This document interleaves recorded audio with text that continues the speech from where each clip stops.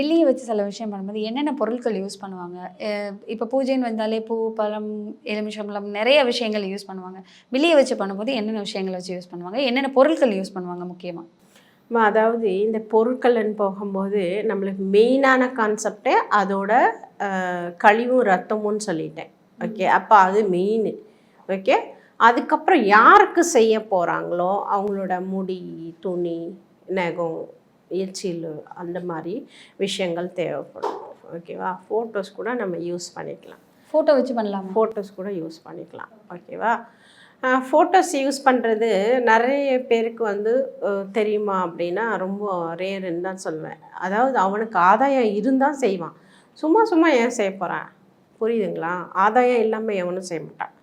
அப்போது உங்களை அழிக்கிறதுக்கு அவன் ஏதோ ஒரு ப்ளேம் பண்ணியிருக்கணும். இல்லை எதிரியாக இருக்கணும், இல்லைன்னா அவங்களுக்குள்ள எதனா பிரச்சனையாக இருக்கணும், இல்லை சொத்து தகராறாக இருக்கலாம், வேறு விஷயங்கள்லாம் இருக்கலாம். சரியா. இதுக்கு வேறு பொருட்கள்னா நிறைய பொருட்கள் இருக்குது. அது மக்களுக்கு நம்ம அறிமுகப்படுத்துறது தவறான விஷயம் என்னை கொண்டு. சரிங்களா.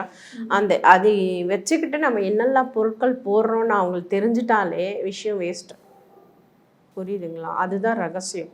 இப்போது புதிய அறிமுகம் ஆச்சி ஹோட்டல் சாம்பார் மற்றும் ஆச்சி இடிச்ச சாம்பார் 50 கிராம் ரூபாய் 20 மட்டுமே.